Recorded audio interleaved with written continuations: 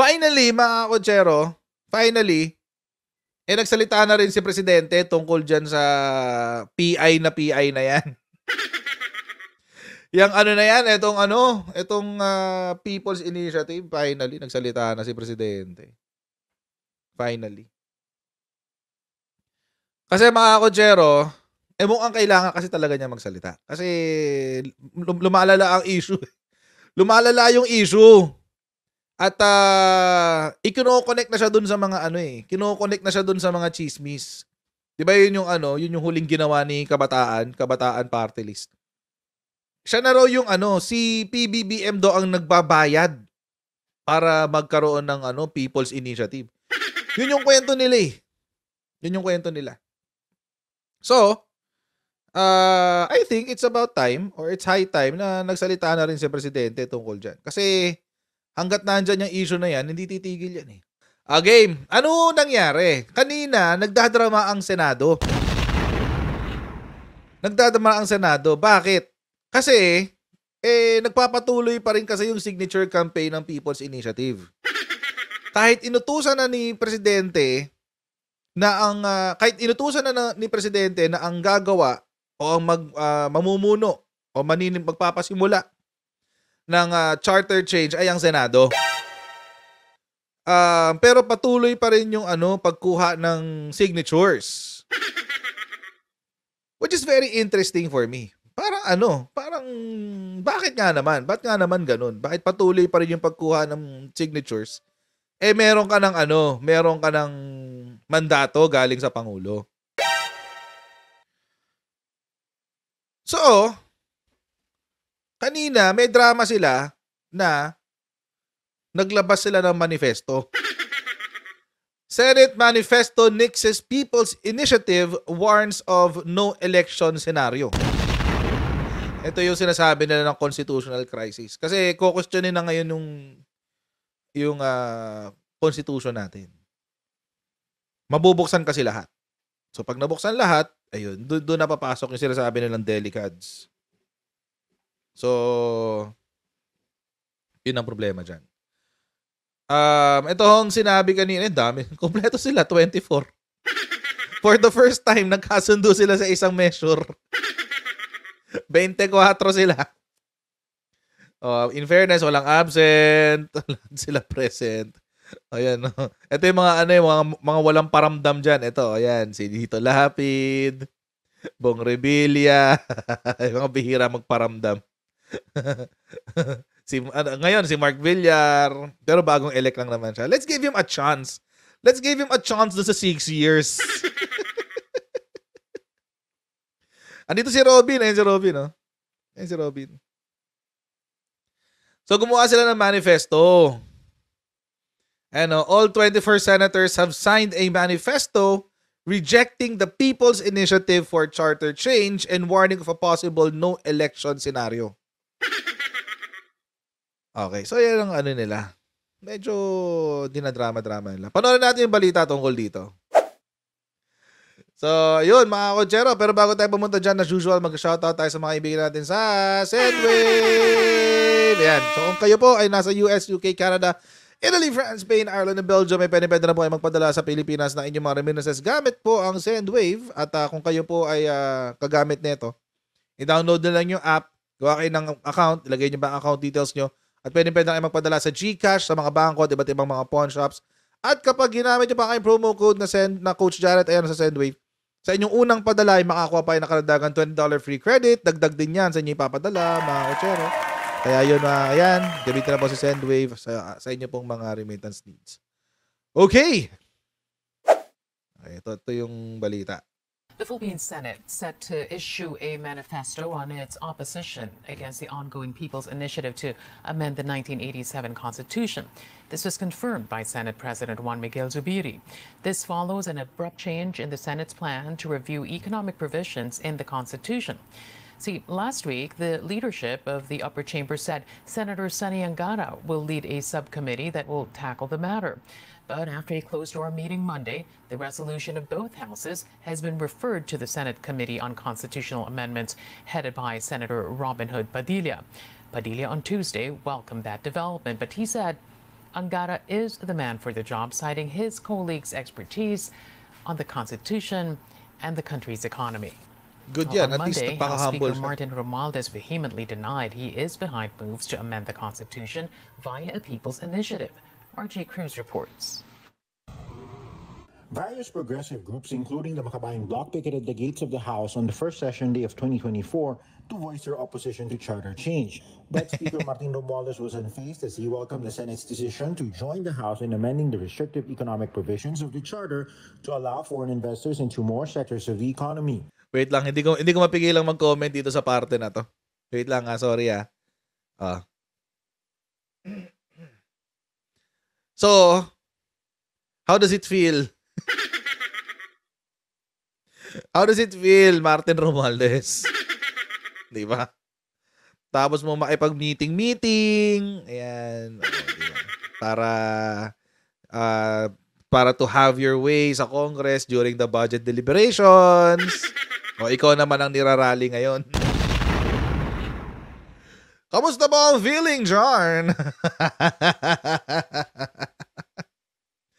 Okay. Sige. We therefore welcome the recent move of the Senate, led by the Honorable Senate President Juan Miguel Zubiri, in joining the House of its representatives in its historic and laudable efforts towards charter change via Constituent Assembly. Former Speaker in Davao del Norte Representative Pantaleon Alvarez doesn't trust the charter change push now, warning it may be rushed and may go beyond the economic provisions. This even if Alvarez pushed for charter change under the Duterte administration as Speaker. I cannot see the importance of changing the Constitution now. You don't see the importance of changing the Constitution now. Pero nung panahon nyo, gustong-gusto nyo.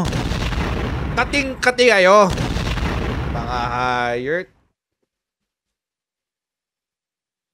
Mga hired to mga kongresista na to eh. Mga House of Representatives na to.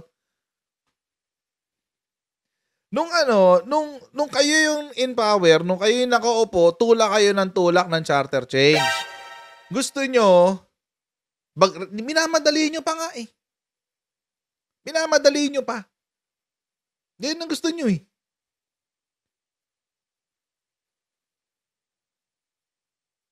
Kating-kati kayo nun eh, nung gusto yung federalism. Tapos ngayon, sasabihin nyo, this is not the right time. Bakit?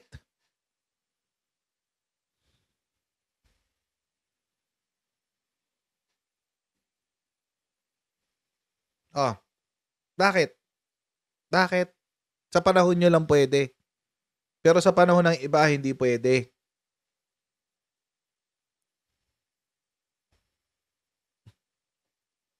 Hindi pa raw tamang time. They say for economic reasons. Is it the people's interest or somebody else's interest? Retired Alam nyo mga Ochero, nakakaumay na yung palaging sinasabi na is it really for the interest of the people or for the interest of some people? Nakakasuya na yung sinasabi na palagi na lang na parang kaninong interest ba yung gusto nyong isulong dyan sa Chacha, etc., etc. Regardless if it is Constituent Assembly or People's Initiative or Constitutional Constitutional Convention. Regardless, nakakasuya na yung palaging sinasabi na sinong interest ba ang inaan, etc., etc. Parang as if wala silang interest noon. Parang nung panahon nyo, hindi nyo kami kinukulit tungkol dyan sa federalismo nyo. Tapos ngayon sasabihin nyo, hindi, it's not the right time. Bakit? Kasi hindi kayo nakaupo. Diba? Hintayin, no, the right time will come but not today. Unahin natin ng kahirapan, etc., etc. Yun nga ang sagot eh. Yun ang matagal nang iniintay.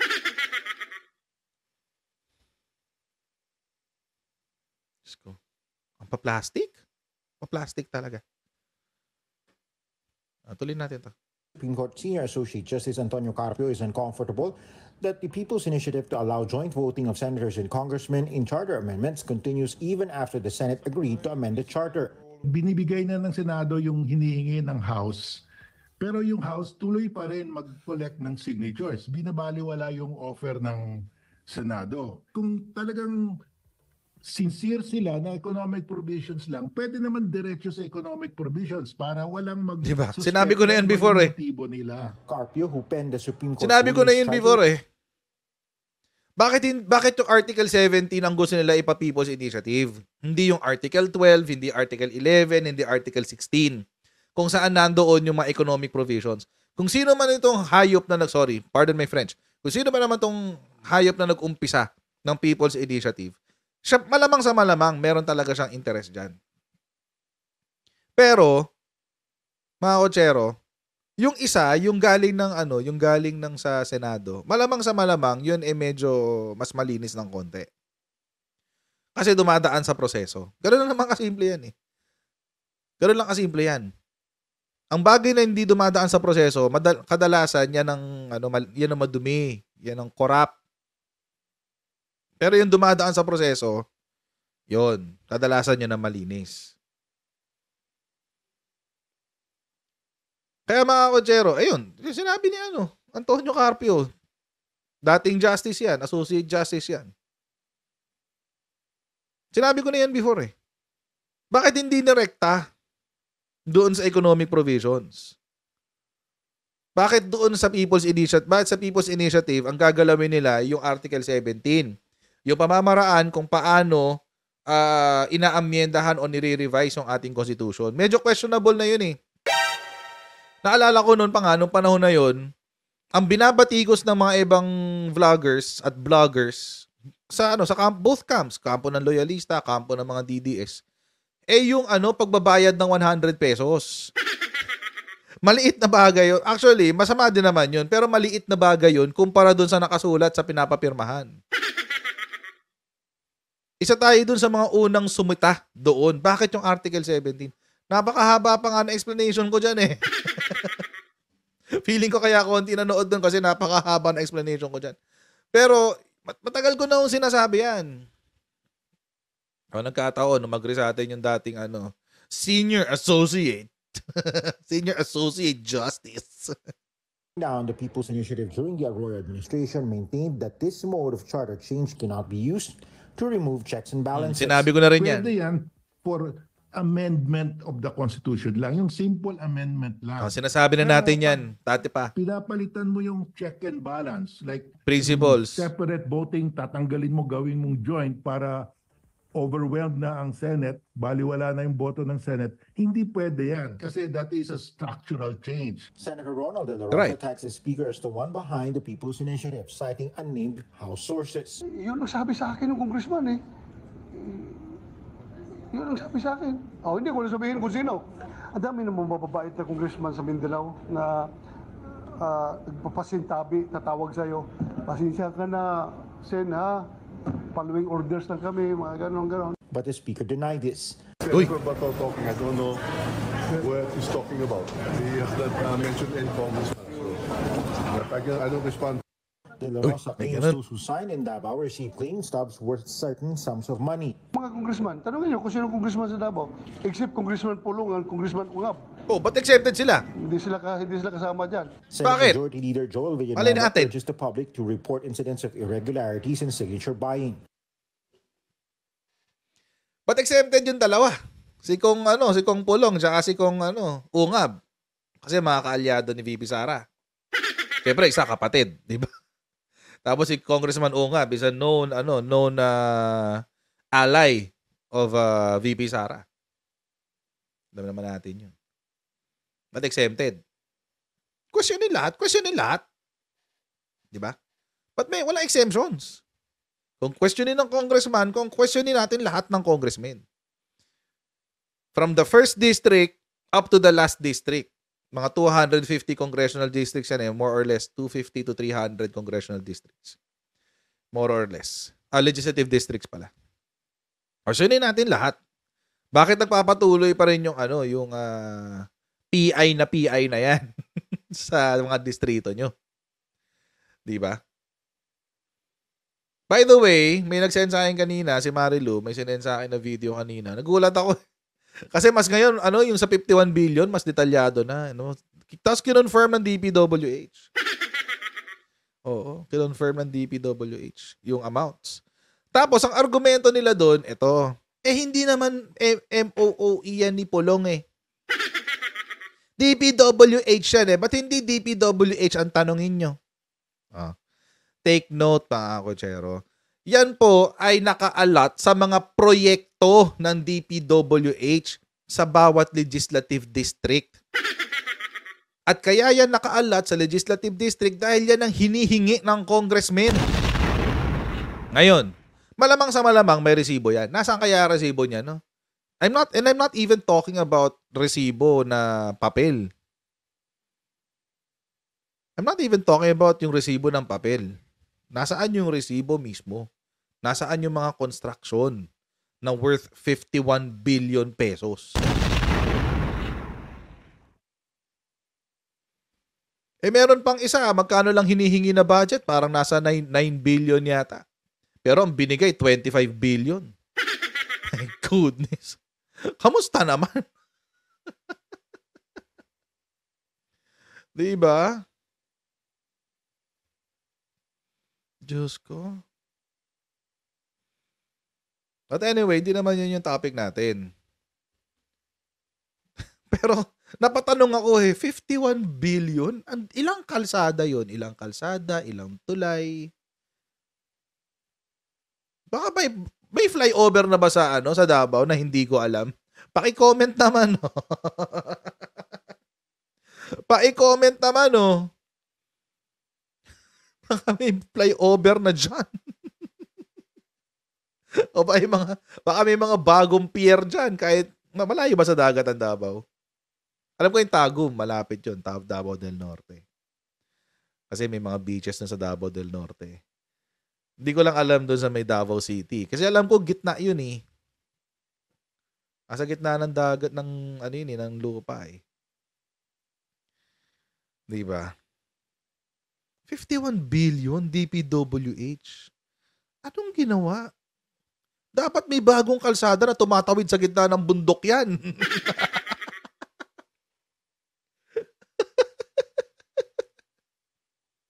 Diba?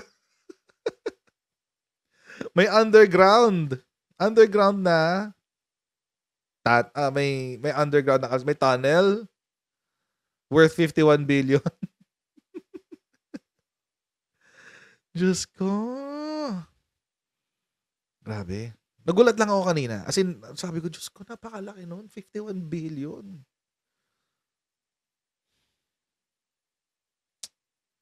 Ay, nako. At yun ay base doon sa dokumento. Kaya nga mga kotsero, the document says ang ni-request na budget ay 9 billion or something to that effect. Parang 9 or 5 billion. Tapos, ang binigay sa kanya, 25 billion. Nagulat ako sa 25 billion eh. As in, mind blown talaga ako eh. 25 billion. Bakit ganun? Ang laki ng tinalon.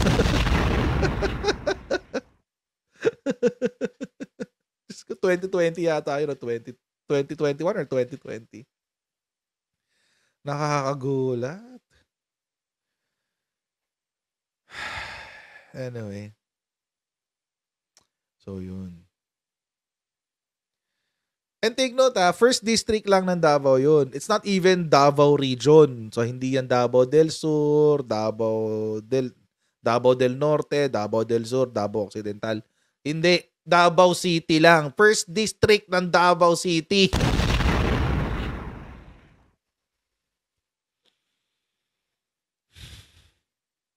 $51 billion sa first district ng Davao City. Ilan ba population ng first district? Kasi nakabase yun sa population eh. Kung gaano karami yung tao sa legislative district mo. Doon nakabase yung budget.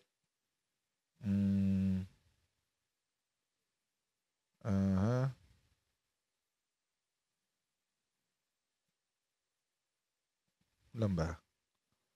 173,896. Tsaka 400, dalawa kasi, dalawang ano siya, barangay. Poblasyon tsaka Talomo. 100 dun sa poblasyon, 173,896. Sa Talomo, 444,833.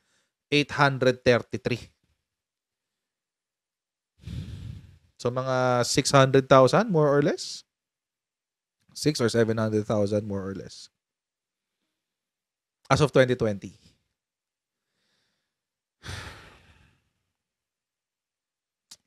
Naman. Ba't naman ganun? Ba't naman ganun?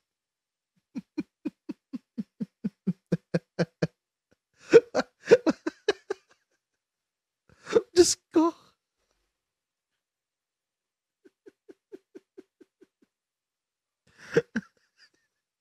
Bakit ganun? Ang laki ng budget, 51 billion. My goodness. First district lang to, ha? First district. Wala bang sasagot nun? Wala bang magsisisigaw ng hindi mo pera yan?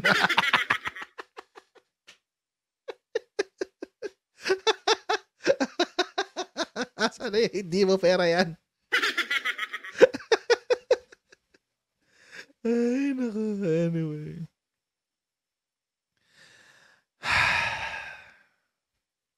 Doon na, as in mind blown talaga ako doon nung napanood ko yung balita. Anyway, hindi naman yun ang topic natin.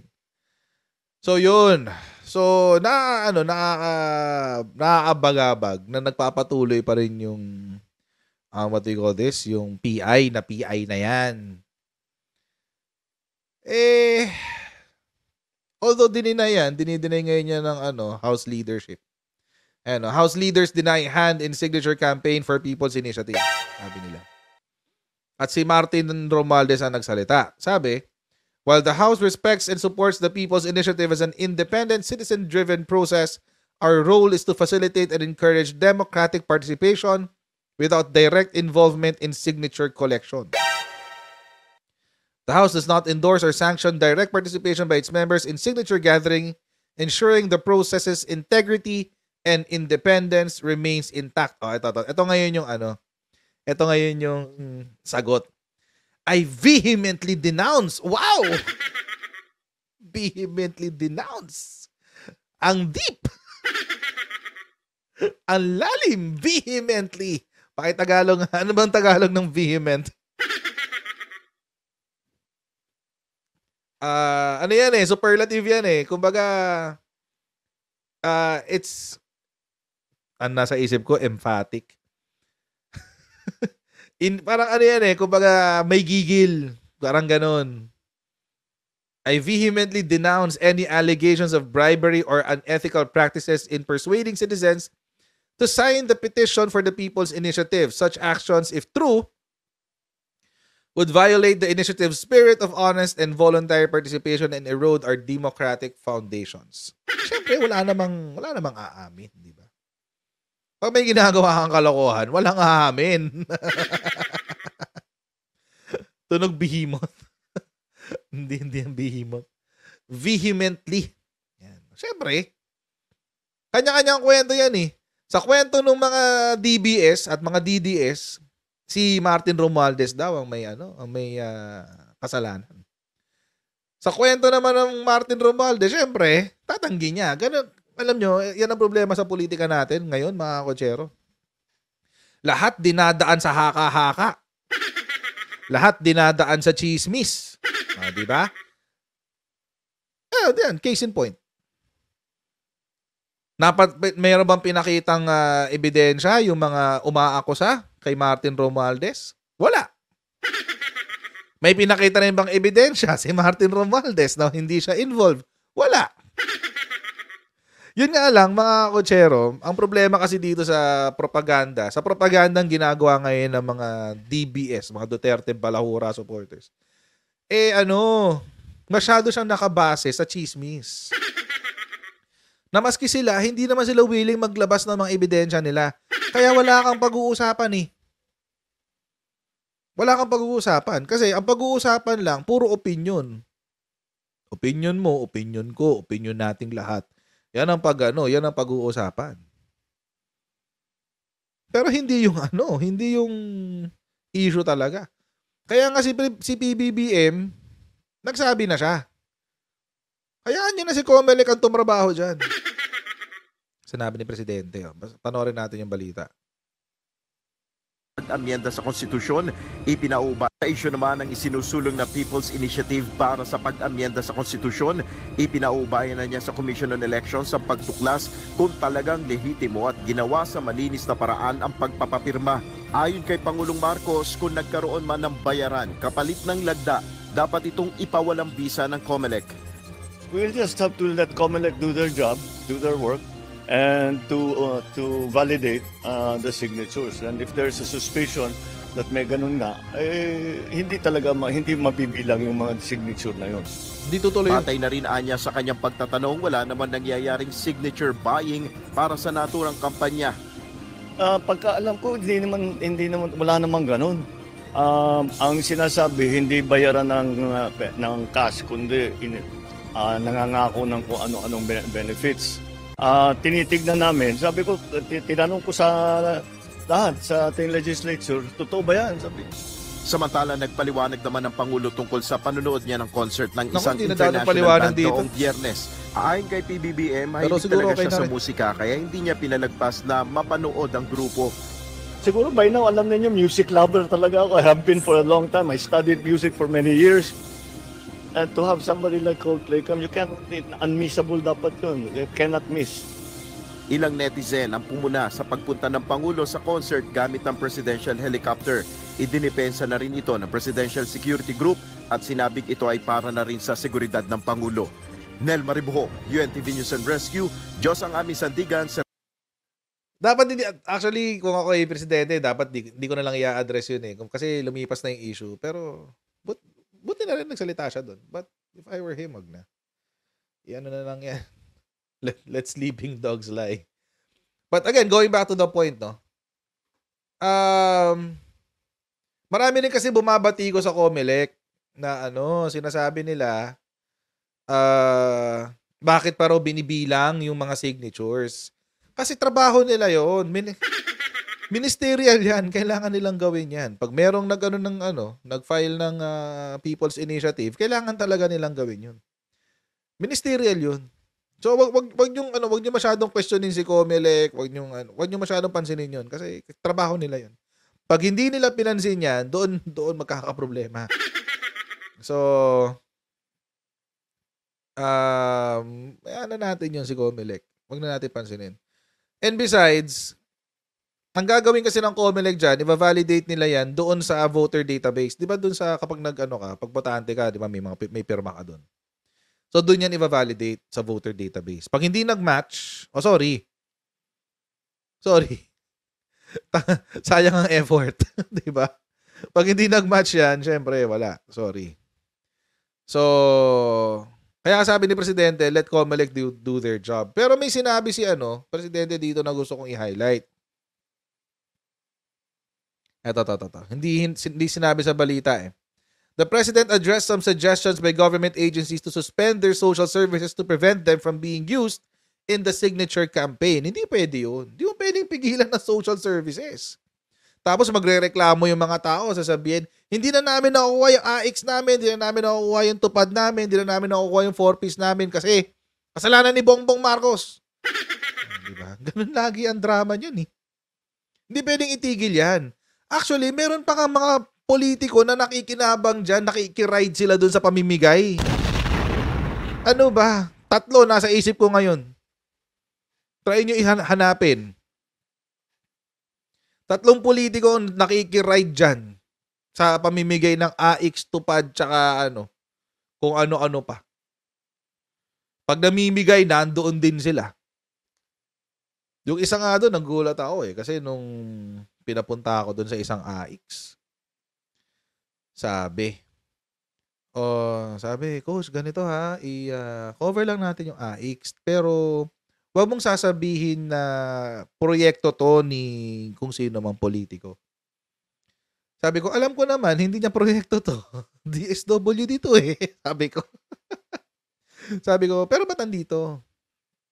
Sabi niya, syempre, alam nyo na, ganto, ganyan. So, hindi ko na pinakailaman.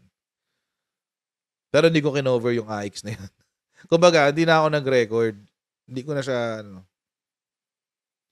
So may mga politiko na nakikiride dyan sa, sa pamimigay ng social services na yan. Hindi mo pwedeng itigil yan. Kaya nga nila ginagawa yun kasi alam nila yung value. Kasi rekta mong kausap yung mga masa, yung mga botante. Kaya sila nakikiride doon. Oh. Naiginabang sila dyan. Tapos sasabihin nila, itigil. Bakit? Number one, those are social services. Di mo pwede itigil yan.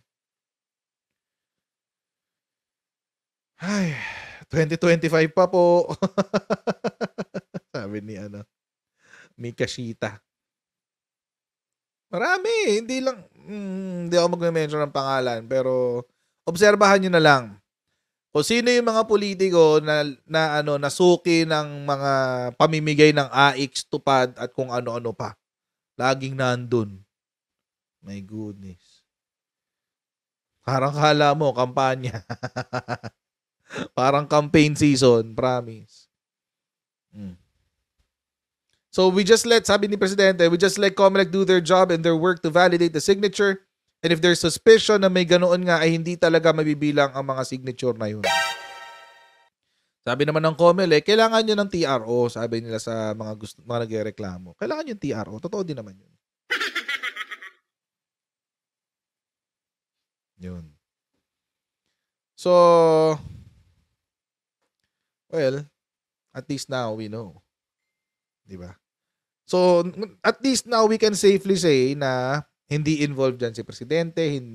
So far, the claim is hindi rin involved si Martin. At syempre, yung iba, sa kanya sasabihin na siya yung may kasalanan. But, yun nga yung lagi ko sinasabi nung vinlog natin si Senator Amy. Nung na-trigger siya kay Carmina Constantino. Kasi sinabi doon na allegedly, yung People's Initiative signature drive daw ay kay Martin Romualdez. Na-trigger si Senator Amy. Sabi, alleged? No, they're facts. Tapos yung tinanong, what's your proof? Ang sabi, it's in my phone. Sa Senate hearing na lang siguro niya ilalabas yun. Let's give Senator Amy the benefit of the doubt. Malay natin, sa Senate hearing niya ilabas. But let's see. Let's see kung di ba? I hope ilabas sila sa Senate hearing, but I won't hold my breath. Reliable sources naman palagi. O nga, totoo. Puro reliable sources. Kay Trillanes, kay Harry Roque. Ano ba? According to my reliable sources, etc. Oh, my goodness. Kung magastos ang COMELEC, how sure are you that COMELEC is the one spending for this? Nagmamakaawa pa nga sila ng budget para sa eleksyon sa 2025. Pagkasusan pa nila to. Ibahin na raw natin unreliable sources na sila. Correct. Anyway, so yan. So at least, sa side ni Presidente, we can safely say na wala siyang wala siyang involvement dyan. Pero syempre, as usual, yung mga hindi happy kay Presidente, siya yung ituturo. Hindi, lang yan. Nagdadrama lang yan si Presidente. Trust issues. Di kung may trust issues ka, problema mo yun.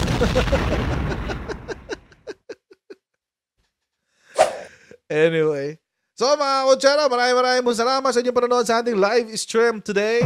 At huwag niyo pong kalimutan mag-subscribe sa ating Coach Jared YouTube channel. And pa-follow na rin po tayo sa ating Facebook page para laging updated sa mga ganap-ganap dito sa aking page. And I'll see all of you sa ating pong susunod na live stream. Susunod! God bless everyone and see you again next time. Bye!